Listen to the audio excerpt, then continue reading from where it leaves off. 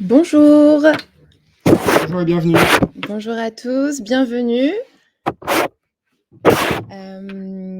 Est-ce que vous nous entendez bien? Normalement, vous avez un chat. N'hésitez pas à nous dire si vous nous entendez bien, si vous avez des problèmes de son ou quoi que ce soit. Oui, nickel, ok.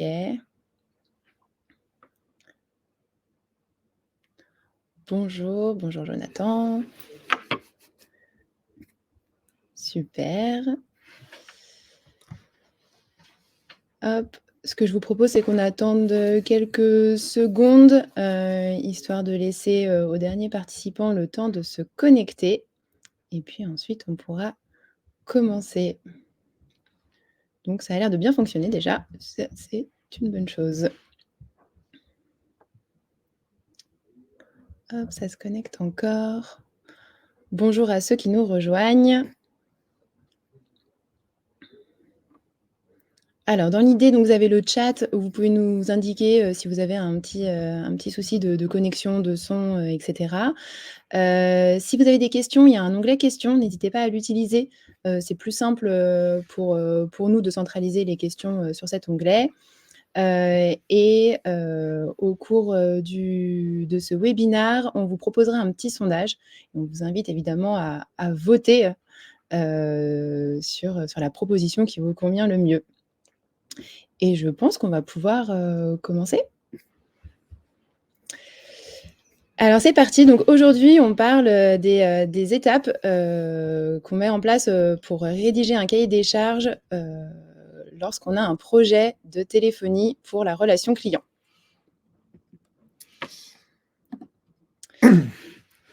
Alors, vas-y Adrien. Déjà, il est important de rappeler que la téléphonie reste le canal privilégié aujourd'hui dans les interactions relations clients. Dans tous les pays de l'Ouest, en tout cas, c'est le canal préféré et quasiment parfois dans certains pays le canal exclusif, à l'exception du Japon, qui est une spécificité qui ne fait quasiment que du chat. Tous les autres pays sont très friands du canal voix et les utilisateurs préfèrent avoir une réponse de manière orale. Donc, on vous a ressorti des petits chiffres d'une étude BVA et également de l'étude Salesforce sur la relation client. Donc, vous voyez qu'aujourd'hui, la téléphonie, en tout cas le canal voix, est au cœur des interactions des clients. Alors, comment on rédige un cahier des charges? La première chose, c'est de définir et de présenter le contexte du projet. Alors, ce qu'on va vous dire ce matin, c'est beaucoup de bon sens, hein, mais on estime que ce qui va sans se dire va aussi bien en le disant. Donc, on vous met quelques grandes guidelines pour bien rédiger son cahier des charges et penser à tout. Donc, premièrement, sur la présentation, c'est déjà savoir qui vous êtes, quelle est votre entreprise, quel est le secteur dans lequel vous agissez, quelles sont les dynamiques de ce secteur, est-ce que votre marché est en croissance ou au contraire est-ce qu'il est stagnant, quelles sont vos solutions, quels sont vos produits, quels sont les services que vous proposez, comment vous vous différenciez, quelle est la valeur que vous apportez à vos clients par rapport à vos concurrents. Tout ça, c'est hyper intéressant pour nous qui sommes des potentiels répondants. Deuxièmement, évidemment, qui sont vos clients?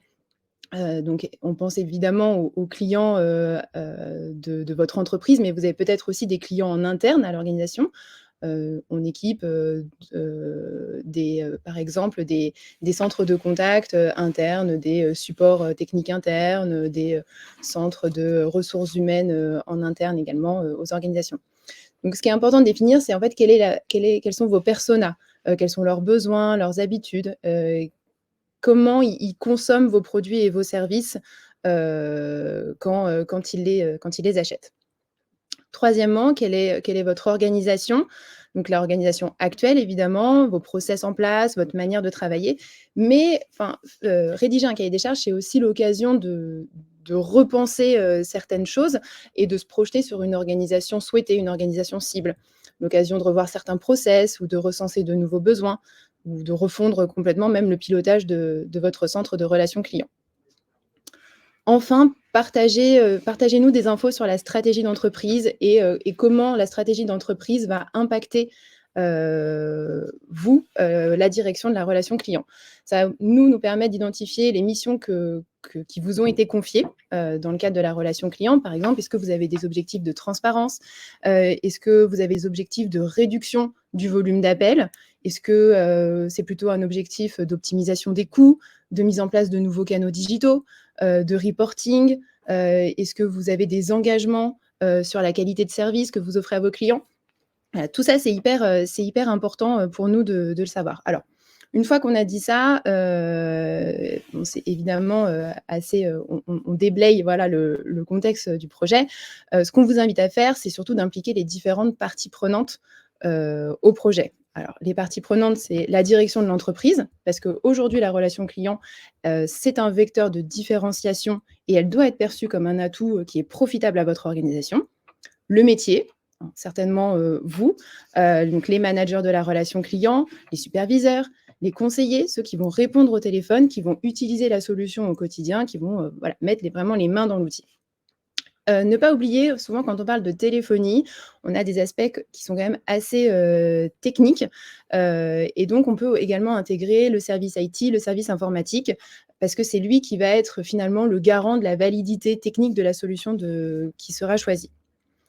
Et évidemment, bon, dernière partie prenante, peut-être même les plus importants, les clients. À tout ça, évidemment, suivant le contexte, suivant votre secteur d'activité, vous pouvez rajouter la direction commerciale, le DPO ou même la personne qui va être en charge du pilotage des prestataires outsourceurs si vous outsourcez tout ou partie de votre relation client. Donc ça nous permet voilà, d'avoir le contexte global du projet et pouvoir ensuite, pour vous, passer sur la partie périmètre. Alors, du coup, le périmètre du projet. Alors, il y a plusieurs choses. Je vais essayer de suivre. Donc, comment est-ce qu'on définit le périmètre du projet? Alors, déjà, en général, il y a deux existants. Aujourd'hui, la téléphonie n'est pas un outil standalone, c'est un outil qui est couplé à d'autres solutions, que ce soit du CRM, du self-care, des outils internes avec de la base de données, des outils de tickets, peu importe, les couplages sont multiples. Donc, qu'est-ce qu'il faut faire? C'est lister déjà toutes les solutions qu'on a en place et celles qui vont s'interconnecter avec l'outil de téléphonie. Pourquoi c'est important? Parce qu'il nous est arrivé de rencontrer des projets où nos clients avaient des solutions en place qui étaient parfois identifiées, parfois qui n'étaient pas identifiées, avec lesquelles ils voulaient coupler leur téléphonie. Et surtout, vérifier que ces solutions sont bien attaquables avec des web services. C'est-à-dire que est-ce que la nouvelle solution de téléphonie va permettre de se coupler à des solutions existantes. Parfois, il existe encore des solutions qui sont on-premise, c'est-à-dire qui ne fonctionnent que sur le poste local de façon très spécifique. Donc, il est très important de lister toutes les solutions et de savoir quelles sont les interactions que ces solutions vont avoir avec la partie téléphonie. Une fois qu'on a listé tout ça, on redéfinit les objectifs. Alors, souvent, on a de l'existant. L'objectif n'est pas de faire du copier-coller d'une solution existante sur une nouvelle solution. Donc, dans ces objectifs, qu'est-ce que vous souhaitez mettre? Est-ce que vous souhaitez intégrer, par exemple, des nouvelles fonctionnalités? Je pense au callback, qui est aujourd'hui de plus en plus présent sur toutes les solutions de gestion de la relation client, ou pour permettre d'éviter à l'appelant, à vos clients, d'attendre indéfiniment que l'appel puisse être répondu, de leur proposer très rapidement d'être rappelé dès qu'un conseiller est disponible. Les objectifs sont très importants parce qu'ils vont vous permettre d'avoir une ligne directrice sur la sélection de votre fournisseur. Ensuite, quel est l'environnement technique dans lequel s'inscrit le projet? Alors, j'ai déjà un peu répondu à cette partie avec la première partie, enfin, à ce point avec la première partie, les solutions en place.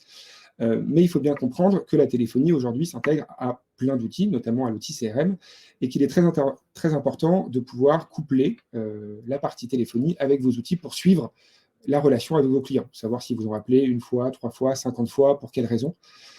Et donc, quel environnement va se coupler avec la téléphonie? Et donc, comme le disait Alexandra préalablement parlant, il est important que les équipes techniques puissent faire partie de la réflexion, en tout cas, pour valider, les aspects fonctionnels et la faisabilité. Il est également très important de partager avec les fournisseurs que vous allez sélectionner pour votre appel d'offres des informations chiffrées. Alors, les chiffres, c'est important aujourd'hui. Je pense notamment au volume d'appels, au nombre d'agents, au nombre de SVI, au plage horaire, et est-ce que vous intégrez des solutions de self-care tierces? voilà, il est très important de réunir non pas que l'environnement technique, mais tous les environnements disponibles en fournissant notamment des métriques. Ce qui va nous amener à la troisième partie du périmètre, enfin de la rédaction du cahier des charges, et je rends la main à Alexandra. Donc la troisième étape, c'est l'expression de besoin. Peut-être avant, on peut lancer le sondage qu'on aurait dû lancer à l'étape numéro 1 et qu'on a oublié. Donc il va y avoir la possibilité pour vous, là ça y est, voilà, vous avez une petite notification dans l'onglet sondage où voilà, on vous pose une petite question sur à quel horizon vous avez prévu de rédiger un cahier des charges pour changer votre téléphonie. Donc n'hésitez pas à y répondre. Donc sur la partie, donc la troisième étape, l'expression de besoin. Donc une fois qu'on a communiqué le périmètre de projet, c'est important d'aller dans le détail de ce que vous souhaitez. Très souvent, et ça nous va très très bien, on reçoit une liste Excel avec toute une liste de fonctionnalités souhaitées.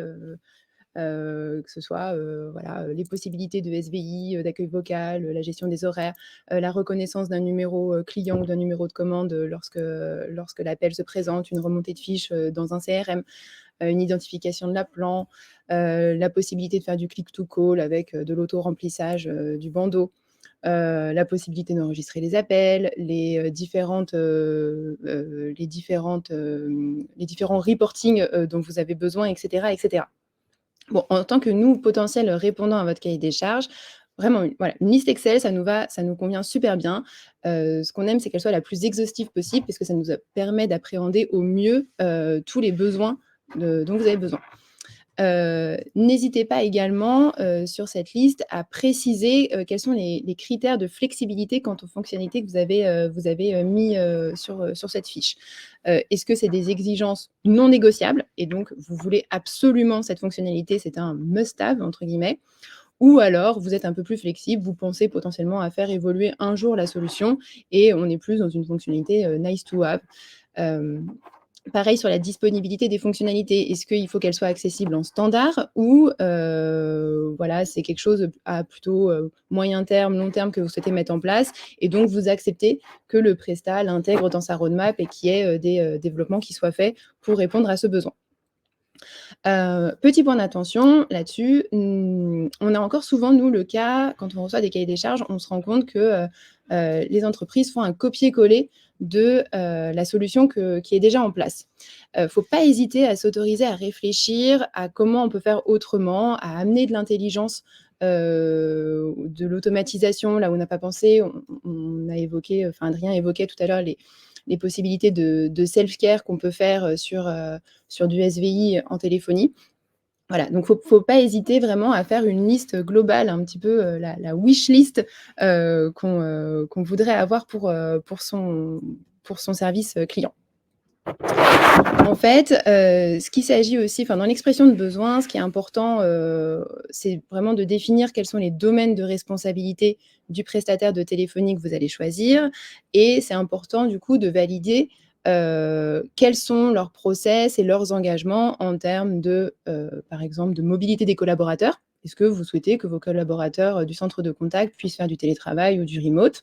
Et dans ces cas-là, ça, c'est des choses qui se prévoient.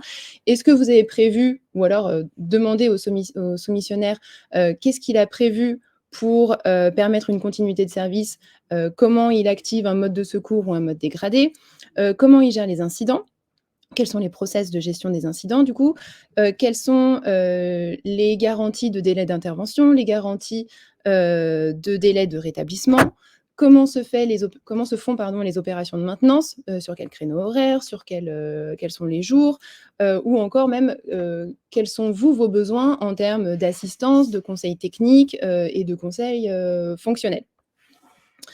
Et c'est justement sur ce dernier point où là je vais laisser la parole à Adrien, où il ne faut pas hésiter à aller vraiment sur le détail de ce que vous souhaitez pour la mise en œuvre du projet.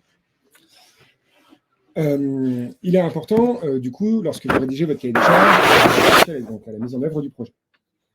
Donc on parle bien d'un projet, un projet doit avoir un responsable, que ça soit tant chez vous en interne que chez le fournisseur que vous allez choisir. Dans le projet, vous allez différencier 2 grandes phases, la phase de build, donc la phase de conception, et ensuite la phase de run. Alors, on va commencer par la phase de build. Donc la phase de build, elle est très importante. Pourquoi? Parce que vous avez souvent des délais à respecter. Pour qu'un projet se passe bien, et notamment la phase de build, il faut qu'il y ait un responsable en interne chez vous qui soit bien identifié. Donc, il faut bien le marquer.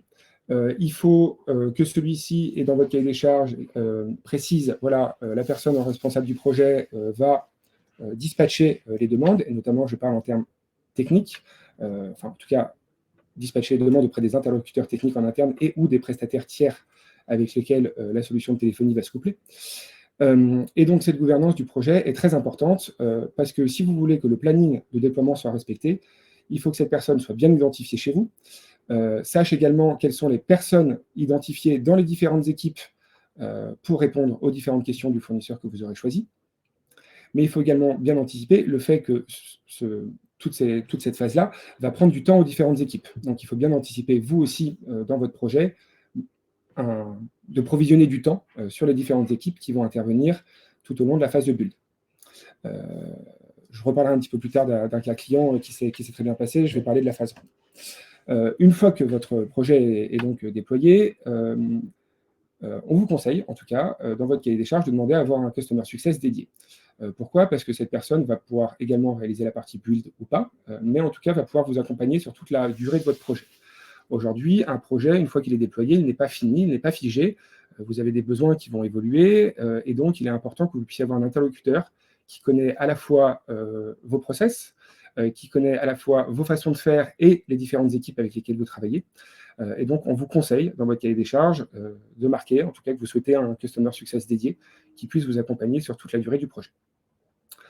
Je vous ai parlé de la phase de build. Je vous ai dit qu'il était important d'avoir quelqu'un qui soit responsable du projet en interne. Je vais vous expliquer pourquoi. On a déployé récemment chez Axelis un client qui s'appelle But, qui avait un projet très complexe pour plusieurs raisons. But, ça représente aujourd'hui plus de 300 magasins en France. Ils ont un volume d'appels qui est considérable.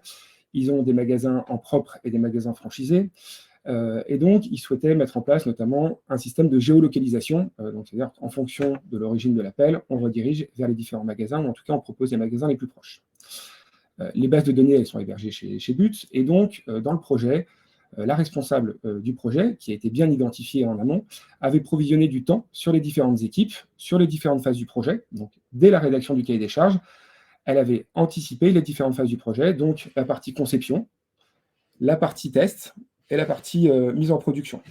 Donc, à aucun moment, ce projet qui était complexe n'a dépassé son temps de déploiement. Et ça, c'est important parce que lorsque vous dépassez le temps de déploiement, vous dépassez votre budget temps et donc ça coûte plus que ce qui était prévu à l'entreprise. Donc, toute cette phase de mise en œuvre dans votre cahier des charges est très importante. Et elle est très importante parce qu'aucune information ne nous avait été cachée. La communication était fluide, les choses étaient marquées dès le début, on savait exactement à quoi s'attendre, et donc toutes les parties ont pu bosser en bonne intelligence afin d'atteindre l'objectif de déployer dans les temps.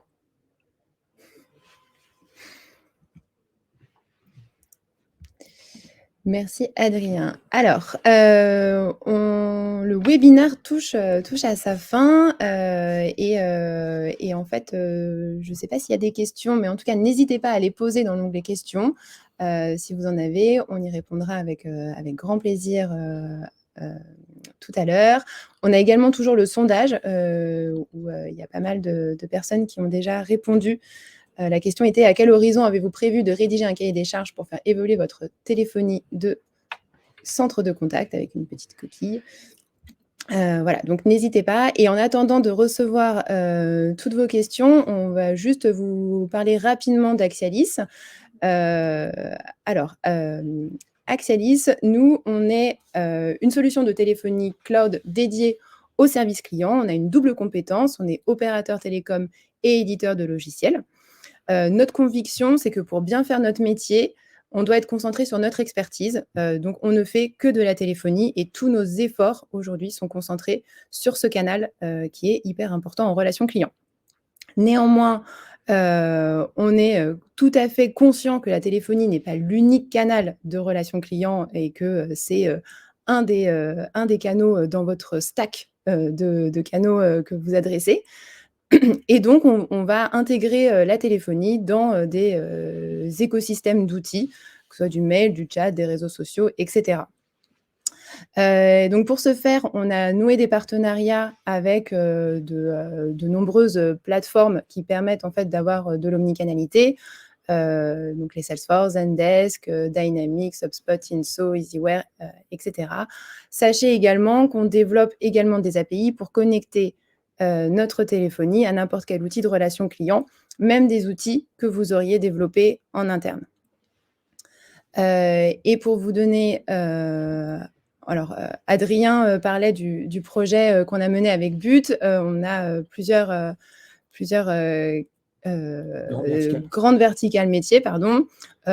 Aujourd'hui, on adresse principalement donc, les acteurs du retail, dont But, mais également pas mal d'entreprises qui agissent dans la mode, Promote, Kiabi, Petit Bateau, Alinea, Galeries Lafayette. On travaille également pour le tourisme, puisqu'on opère la relation client chez Promo Vacances, chez Voyage Privé, chez TUI, pour SNCF Connect and Tech. Et également, on travaille avec quelques acteurs de la mutuelle, comme, ou du moins de l'assurance, Solutia Protection Juridique, Uneo, qui est la mutuelle des forces de police, ou encore Cocoon. On va pouvoir passer aux questions. Je crois qu'il y avait un dernier sujet avant d'aborder les questions. On va également partager un modèle de cahier des charges, oui, tout à fait. à la fin du webinaire. Voilà, donc, vous pourrez avoir accès à un modèle de cahier des charges standard, en tout cas sur la téléphonie. Exactement, vous aurez le replay et voilà, un petit livre blanc qu'on vous enverra, qui reprend en gros ce qu'on vous a dit aujourd'hui et qui vous propose en dernière partie un modèle que vous pouvez utiliser dans le cadre de votre projet de rédaction de cahier des charges. On passe aux questions. Alors, on a une question qui est « Est-ce utile selon vous de mettre l'intégrateur CRM dans la boucle de l'appel d'offres ?» Alors, l'intégrateur CRM est un des acteurs qui feront partie effectivement des personnes à consulter et en tout cas à embarquer à la fois dans la rédaction de votre cahier des charges, mais également lors des réponses des soumissionnaires et des soutenances. Voilà, les intégrateurs connaissent bien leur environnement et les spécificités qui vous sont propres. Voilà, et parfois ces spécificités doivent être expliquées clairement. Et donc, on vous conseille fortement effectivement d'embarquer les intégrateurs CRM dans ce process. On a l'habitude de travailler d'ailleurs avec les intégrateurs de nos clients, enfin, les intégrateurs CRM de nos clients. Donc oui, en effet, c'est important de les mettre dans la boucle. Proposez-vous la remontée de fiches en lien avec les bases de données clients, type CRM? Alors oui, on l'a dit, en effet, en fait, on fait du couplage téléphonie informatique, donc on remonte la fiche lors de l'appel entrant si le numéro est connu. Si le numéro est inconnu, on peut créer une fiche. Comme ça, le conseiller n'a pas besoin d'aller cliquer sur nouvelle fiche, etc. Il est directement dans la fiche du contact et il peut commencer à remplir les informations. Et après, on vient également loguer toutes les données d'appel sur la fiche contact. Et on peut également intégrer dans la fiche contact l'enregistrement de l'appel si vous souhaitez enregistrer l'appel.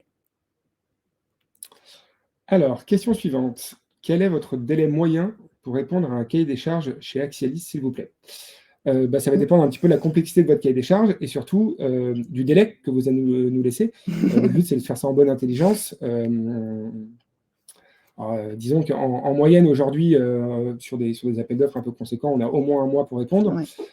Mais les équipes Axialis et les équipes d'Alexandra notamment sont formées pour répondre rapidement. Donc, si vous avez un besoin urgent, 2 semaines, une à 2 semaines me paraît tout à fait envisageable. Oui, alors en effet, donc du coup, c'est vrai qu'on ne s'est pas présenté dans ce webinaire.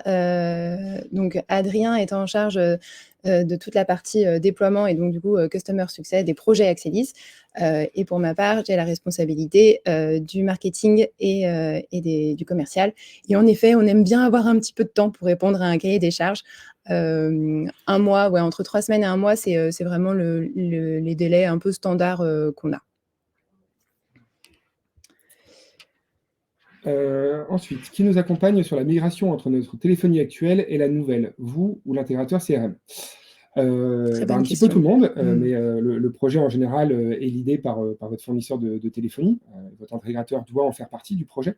Mais effectivement, si on parle d'Axelis, c'est nous qui vous accompagnons dans la migration de votre outil de téléphonie. Donc on récupère vos numéros de téléphone, on fait toute la partie recette. Voilà, c'est nous qui avons La la portabilité. responsabilité, voilà, la responsabilité de la migration de toute la partie téléphonie. Alors, dans quel cas est-il nécessaire de se faire accompagner par un cabinet de conseil ou un consultant indépendant pour rédiger le cahier des charges, voire pour le choix de la solution? Alors est-ce qu'il y a des cas, il y a des cas précis? Je sais pas, ça dépend en fait, je pense, de votre niveau de connaissance, du temps que vous allez, que vous pouvez allouer à ce projet. Parce que, enfin, comme on l'a vu, ce qui est important, si vous voulez, des bonnes réponses à un cahier des charges et un projet qui se déroule bien, bah, il faut être exhaustif dans la rédaction et dans l'expression du besoin. Donc voilà, donc ça dépend vraiment de la bande passante. Il n'y a pas mieux que vous, qui avez, la connaissance, pour savoir ce dont vous avez besoin et ce que vous voulez vraiment. Néanmoins, voilà, si vous avez besoin, si vous n'avez pas de bande passante ou que vous êtes, que c'est un peu flou, que vous ne maîtrisez pas trop le sujet, en effet, vous pouvez, tout à fait, vous faire accompagner par un cabinet de conseil. Qui a l'habitude de porter le projet en interne, l'IT ou le service concerné? Alors ça va dépendre de l'organisation. Et donc ça, les cas sont aussi multiples que le nombre d'organisations qui existent aujourd'hui. Mais l'important, c'est que toutes les équipes soient embarquées. Peu importe la personne en charge du projet, l'important, c'est que l'IT, la production, en tout cas l'équipe concernée ou le responsable de l'équipe concernée et les différents acteurs, donc on parle beaucoup de CRM, donc on va dire le CRM, que toutes ces parties-là soient représentées et en tout cas puissent avoir leur mot à dire. Peu importe la personne qui porte le projet, ça dépend de votre organisation. Et combien de prestataires potentiels doit-on interroger avant de se décider? Hem, alors, bah, très bonne, enfin, oui, c'est une bonne question. Je pense qu'il faut avoir, au moins, différents points de vue, différentes solutions. Après, vous avez, en fait, la phase de rédaction du cahier des charges qui va vous prendre pas mal de temps. L'analyse des réponses va vous prendre aussi, pas mal de temps.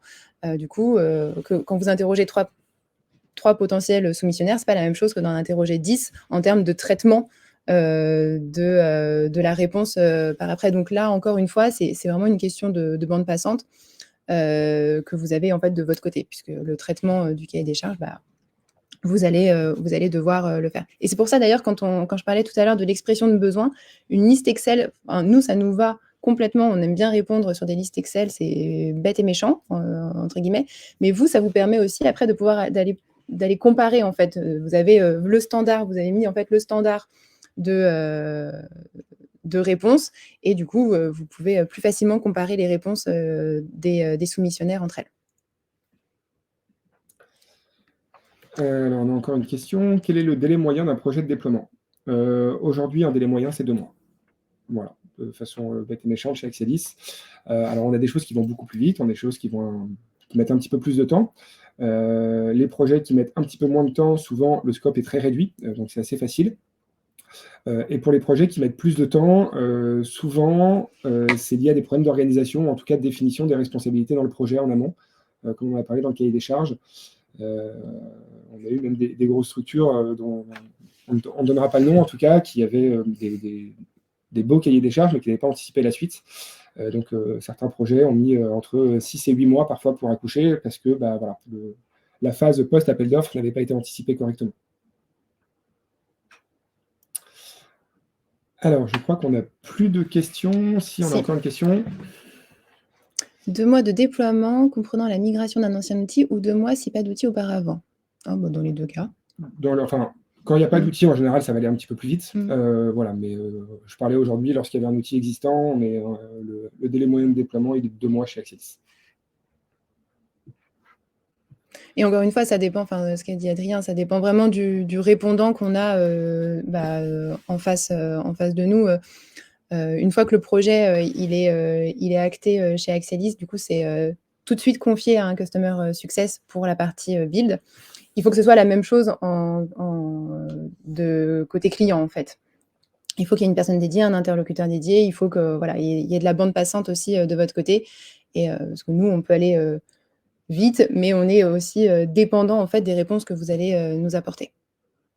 C'est un projet à multiples parties, donc il faut que toutes les parties aillent dans le même sens, que ce soit côté fournisseur ou en interne. Voilà. C'est vraiment le plus important pour qu'un projet soit mené à bien.